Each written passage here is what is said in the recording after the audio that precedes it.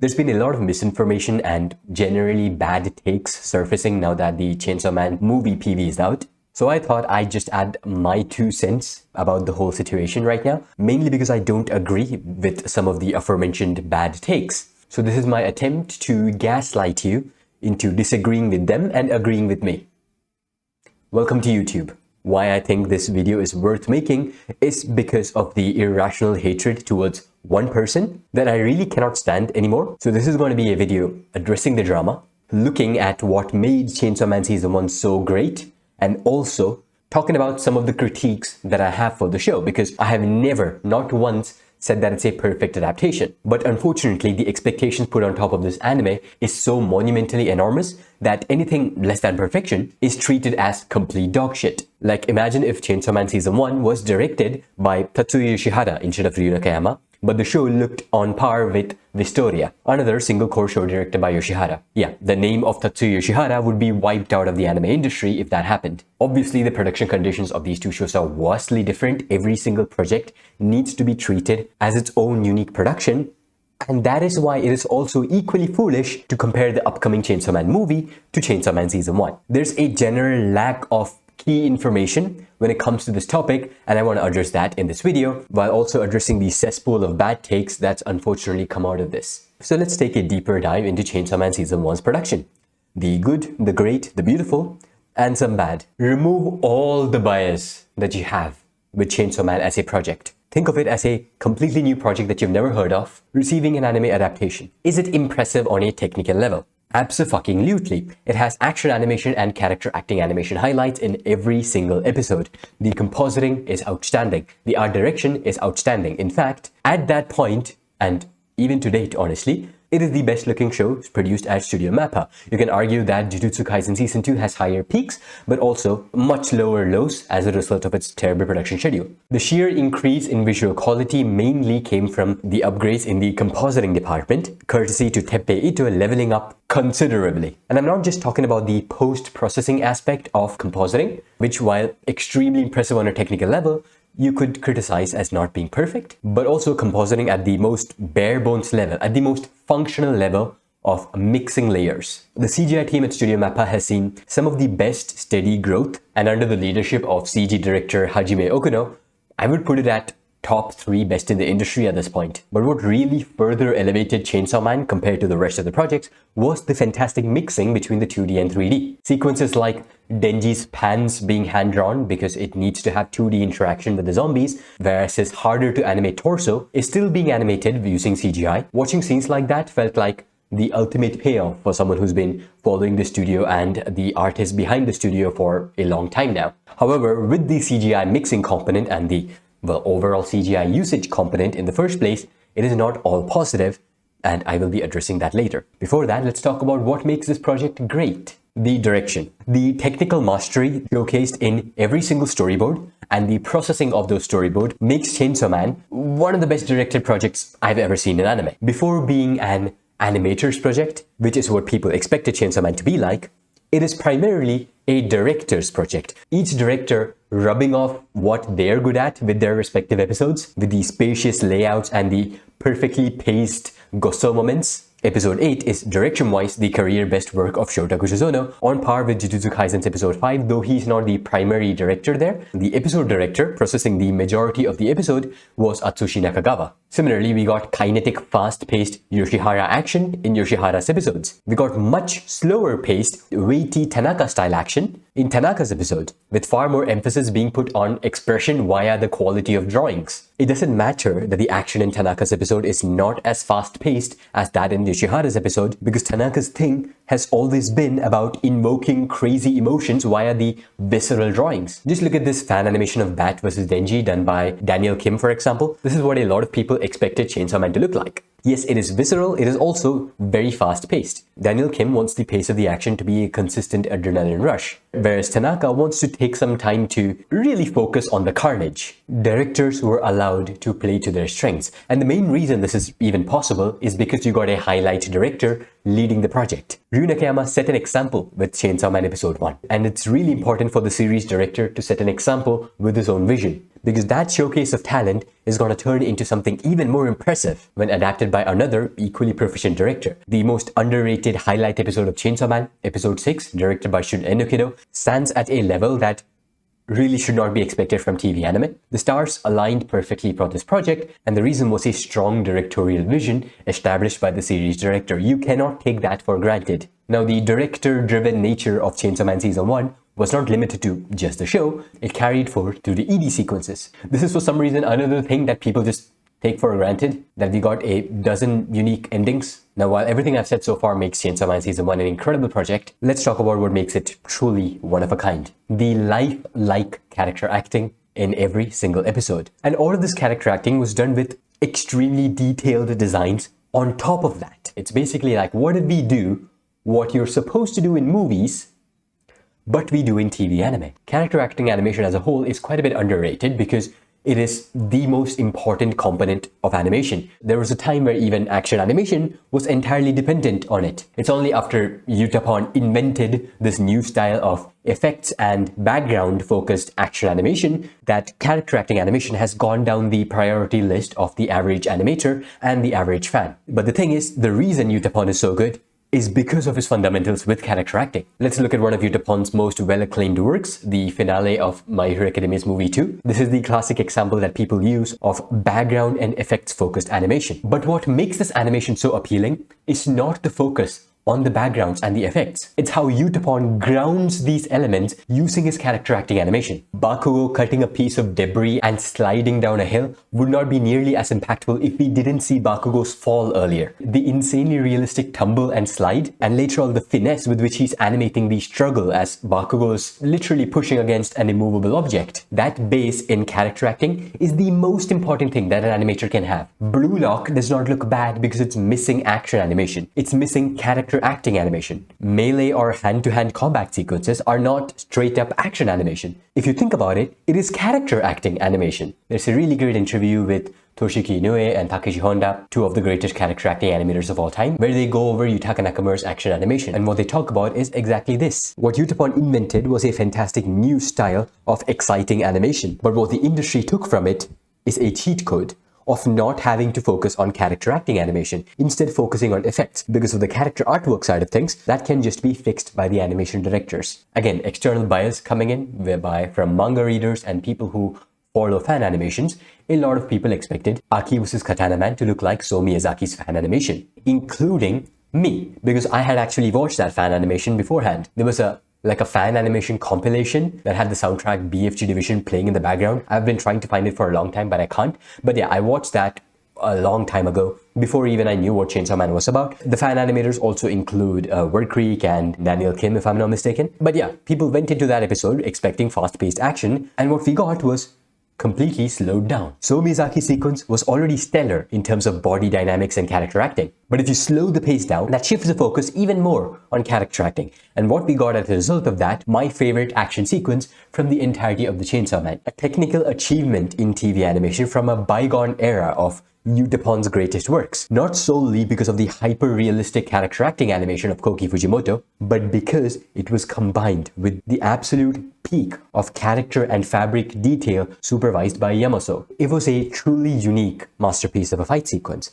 one that took into consideration that Aki is just a regular human going against a monster that is way stronger and faster than him. And the next fight, where Denji fights Katana Man, also takes into account that these are both superhuman beings. Unfortunately, at this point, the production had also completely broken down, and so it really was the turning point of a lot of people's opinions about the Chainsaw Man anime. If all of the unpolished action sequences of this episode could have looked on par with this Hayato Kurosaki sequence, for example, then I believe that this project as a whole wouldn't even have a fraction of the backlash. Apart from the CGI in the final episode, of course, which again, if the scenes by Chris and Tatsuya Yoshihara is something to go by, was just a byproduct of the schedule. There is a valid argument to be made that Chainsaw Man does not even have to look like this. To me, it would be very easy to say that, yeah, I wish Chainsaw Man looked like Mob Psycho 100, and it would be perfect, because Mob Psycho 100 is my favorite show ever. And Chainsaw Man could absolutely work with Mob Psycho 100's art direction and compositing style. But now that I've witnessed Ryu Nakayama's vision, I think it would be a huge loss if Chainsaw Man just looked like Mob Psycho 100 and that was it. These two are fundamentally very different shows. Mob Psycho 100, with its visual style, immediately tells the viewer that this is not a story to be taken seriously, and then it hits you with the 1-2 combo of extremely relatable human issues. Chainsaw Man with its visual direction says, hey,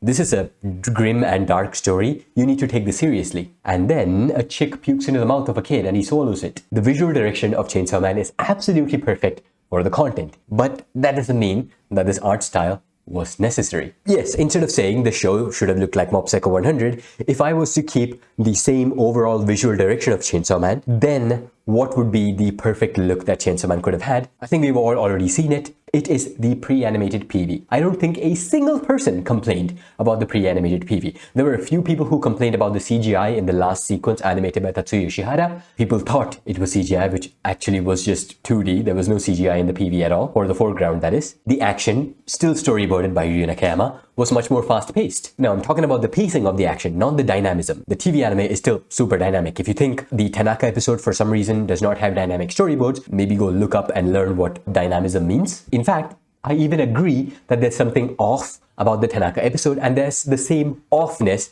that extends throughout Chainsaw Man Season 1's anime, and that is the flow of the action, not the pacing. The pacing is slower, which, as I explained, is fine. It just gives a different appeal. But the flow is affected because of the CGI. Even in Tanaka's episode, every awkward moment comes from shoehorning the CGI in an awkward way. A really dynamic shot of Denji dodging the bat's punch and then kicking it, cut to a mostly static CGI Denji. Complete lack of build-up and throw in the car. It looks like the car is being thrown very slowly, but in the next cut, because it's 2D, you have much more control over the pacing of the animation, and so Riki Matsuda animates the car in a very fast manner. One of the most iconic animated sequences of the show, done by Tanaka himself, immediately cuts to a completely static 3D shot that only puts further emphasis on the 3D because of the highly compressed clothing animation. It's because of these moments taking you out of the episode at multiple instances that you're unable to connect with the action. Extremely vague terminologies used by me, extremely subjective things said by me,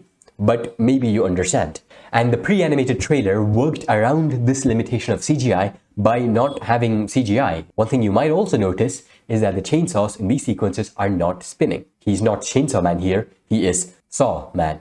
Now it could be because of this, and on top of that, the schedule for being the reason that we got CGI in the first place. Now, why can't you just draw the saws in 2D? I've explained it in one of my videos from a long back. It's because it's insanely difficult to do, depending on the scenario. If it's fast-paced action, the animators can just use clever techniques to make it look like the chain is spinning, and on top of that, because it's fast-paced action, you're not going to be focusing on the chains spinning anyway. This is why you didn't focus on the chains not spinning in the pre-animated PV as well. As for the fast-paced action moments, my favorite is Keiichiro Watanabe's technique. In this cut, it looks like the chains are spinning, even though he's not even really animating the chain spinning. If you go frame by frame, you can see what's happening here. It's literally changing colors. The chainsaw is cycling between two colors, a lighter color and darker color, and that's all that's being done. In regular motion, that somehow makes it look like the chain is spinning. It's like a reverse strobe effect, if that somehow makes sense. Now, of course, there's also another instance where the Chainsaw Man is not moving. In this case, again, the chainsaws can be drawn moving frame by frame. This sequence, animated by Hayato Kurosaki and corrected by Tanaka, is one of the strongest looking Chainsaw Mans in the whole show, and I would be surprised if this drawing is surpassed in the movie. Maybe by Tanaka himself, if he's participating. But the reason this is possible is because Denji is stationary, he's not moving his head, and hence the chainsaw rotation cycle is just one cycle of animation. If he's moving his head, then you have to animate that rotation cycle of chainsaws individually according to the movement, making it exponentially more difficult. So for faraway shots, it's pretty easy to just draw Denji because you can barely see the chainsaw anyway. For close-up shots that are not moving, you can hand draw the chainsaws. For close-up shots that are fast-paced, you can hand draw the chainsaws. Where do you need CGI? For close-up shots that are slow-paced. Now, where is it most awkward to use CGI?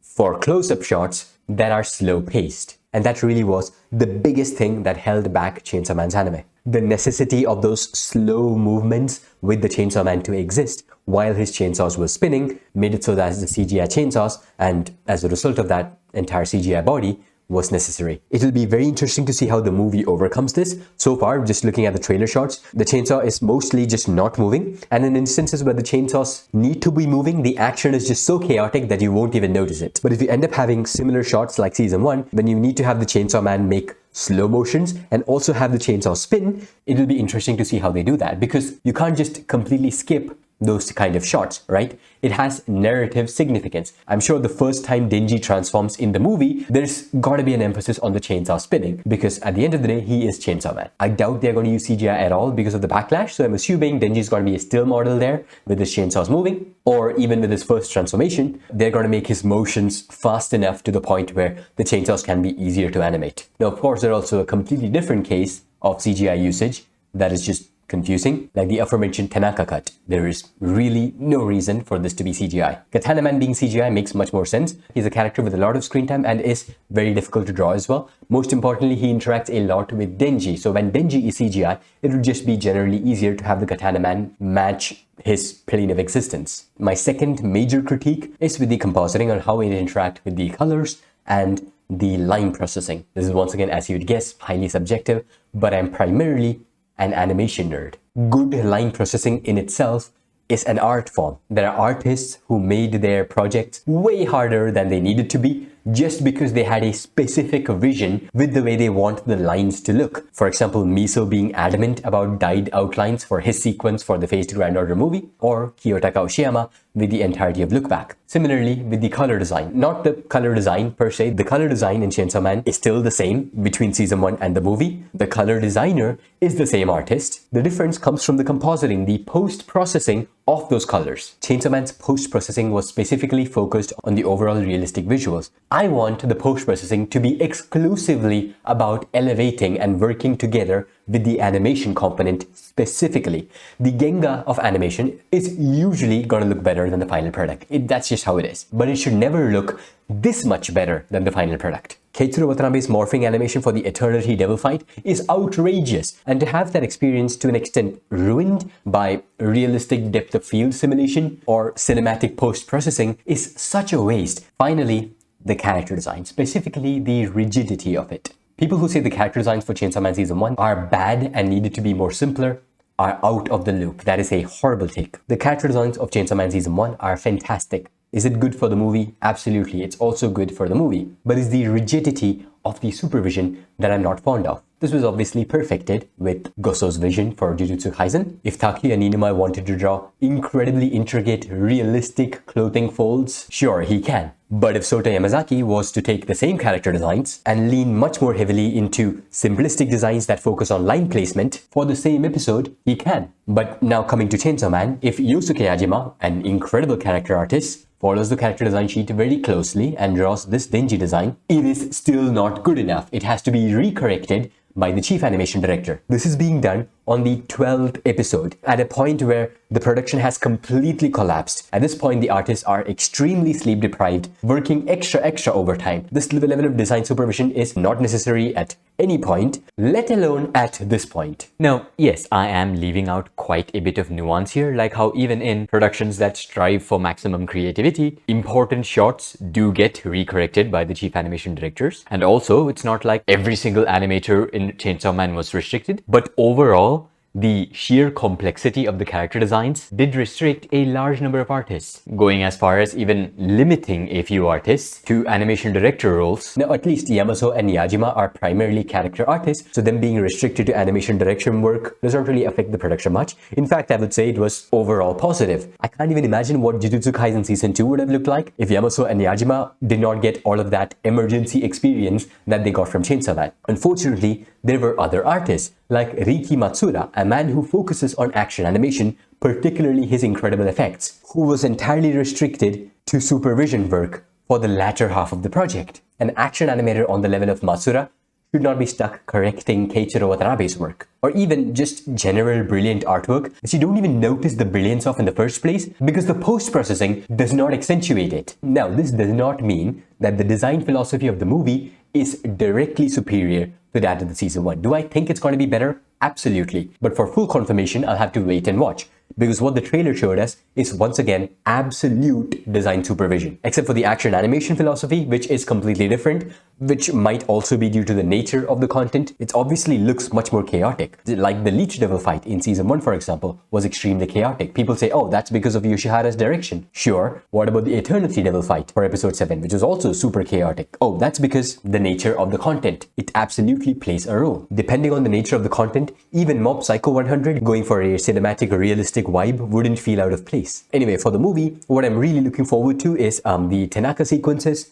and the Takuya Ninuma sequences. Because Yamaso is a chameleon, he can adapt to any art style ever created. The stylistic appeal in Ninuma and Tanaka's artwork, though, greatly comes from their individual styles. So I'm hoping that the movie's designs are malleable enough to accommodate for the idiosyncrasies of these artists specifically. Also keep in mind that this iron fist design supervision was partly also due to the animation producer, Keisuke Seshimo, who went on record multiple times stating that he does not want Chainsaw Man to be too crazy such that it scares away the casuals. Unfortunately, this philosophy was maintained until the very end, even when it was not feasible to do so. What Ryu Nakayama could have done is use that platform at that point to just give full creative freedom and rebel against the working conditions. But that would also butt heads with his own vision that is separate from what Keisuke Seshimo wants. Now, for everything that I've just mentioned under the bad things of Chainsaw Man Season 1, firstly, is subjective. But it is a collective subjective. A collective subjective is where a lot of people agree to a subjective idea to the point where it is treated as objective. But even then, it is more than good enough to not fall into a collective subjectivity of being a bad show. It is so unfair to look past the mountains of greatness just because there are a few pebbles that are bad. Again, not objectively. It is just so unfair that one person is being mercilessly bashed for his creative vision just because others don't agree with it and treat it as an objective bad. One person getting all the blame for CGI because, of course, the schedule has nothing to do with it. Keisuke Seshimo's requests have nothing to do with it either. I would have also loved to see what episode 12 would have looked like without CGI, by the way. Yes, it could have been done in 2D. It would most likely look like this. This is unironically what the layouts look like. But let's ignore that. CGI used, Ryu Nakayama bad. Of course, we're also talking about CGI that looks like this, by the way. Nakayama's vision is still objectively bad because he made it look like live action, and live action is the worst medium of art, and hence Chainsaw Man Season 1 is soulless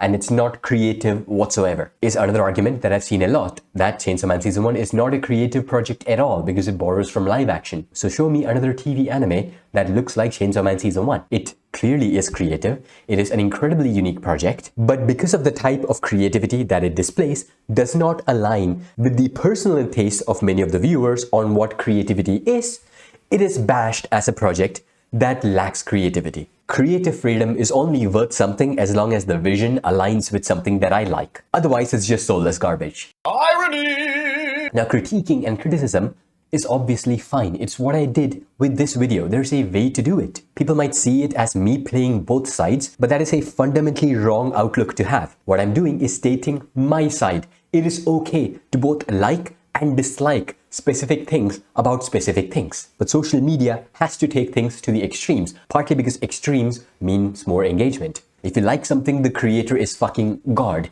If you dislike something, the creator of that is fucking Hitler. Usually these idiots who can't see nuance can just be ignored. But in this case, they are winning. Imagine receiving such massive amounts of hatred, including death threats, because you made a cartoon look in the way that fans of that cartoon did not want it to look. It sounds outrageous. Yes, these cartoons, they're important. We love it. It's very important to me. But is it really worth ruining someone's life over? Would you say these same things to Ryu Nakayama to his face? If you said yes, then you are obviously a giant piece of shit. But even if you said no, you are still an equally giant piece of shit because you are still doing the same thing and you're skipping the accountability because you're stuck behind a monitor while you do it. What if Ryu Nakayama just came out with a tweet saying that, yeah, he's done with the anime industry? Or maybe he says something even darker. Now suddenly you're held accountable. Your actions now have consequences. You realize that there's a person on the receiving end of all of this hatred, not director of Chainsaw Man, but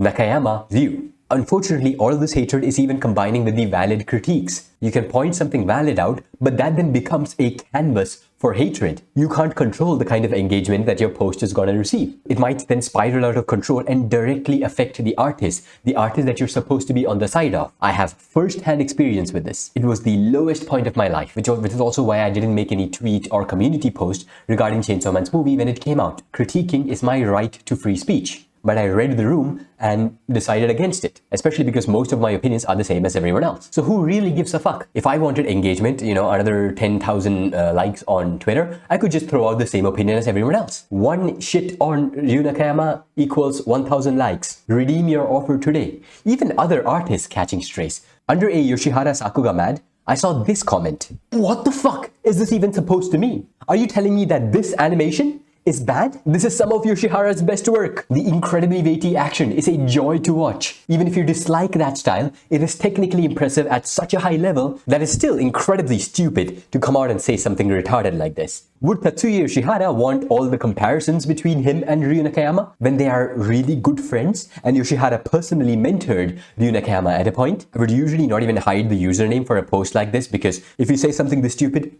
you deserve the harassment. But there's a reason that I'm hiding the name here, because the person saying this is someone who is knowledgeable. I have mutual followers with this person. I agree to a lot of takes that this person has. What the fuck are you even doing, man? And it's not just this person. A lot of people whose opinions that I respect somehow have turned into fucking cavemen and are completely unable to praise the movie without shitting on season 1. So yeah, Tatsuya Yoshihara does not deserve this. Every artist who worked on season 1 does not deserve this. I'm sure Totos would be thrilled to hear that season 1 character designs that he put his heart and soul into fucking sucked because his own character designs for the movie are better. Yes, I'm sure that Liku would be happy that so many people appreciate that she's doing the color scripts for the movie. But do you think she feels good when her talent is being weaponized to hate on her mentor, Ryu Nakayama? Are we really gonna cancel an artist just because his creative vision did not match that of many fans? Are we seriously going to do this again? As an incredibly talented artist, Ryu Nakayama does not deserve this. As a human being, Ryu Nakayama absolutely does not fucking deserve this. At the end of the day, the bad actors who are doing this will keep doing this. So, yeah, if I could at least change one person's perspective, that's more than good enough for me. That's all I can do, right? I can only make you try to understand my perspective when it comes to the situation. If you don't agree with it, that kind of sucks for me. But as long as you at least understand it, I'll feel like I'm making a difference. So yeah, that's about it. That's the video. I'll make a separate video to analyze the animation of Chainsaw Man's movie's trailer. I just had to make this video as well because I don't want to praise Chainsaw Man's movie by comparing it to the anime. Because first of all, as I've mentioned many times at this point, the condition in which both these projects were produced are so vastly different that it really doesn't make sense comparing the two. The Chainsaw Man's movie, at least from the PV, looks more than good enough that it can stand on its own merit without being subjected to constant comparisons to what came before. So yeah, that's about it. If you like this video, leave a like. If you did not like it, leave a dislike. Consider joining these people as my patrons. It would greatly help my YouTubing career. Special thanks to Shiro, Mindy Lee, and 4am Beats, and to my managers Isenman P and Patrick Kaminsky. If you'd like to talk to me, you can leave a comment down below. My Twitter DMs are open, and also I have a Discord, link in the description. That's about it. Thanks for the views.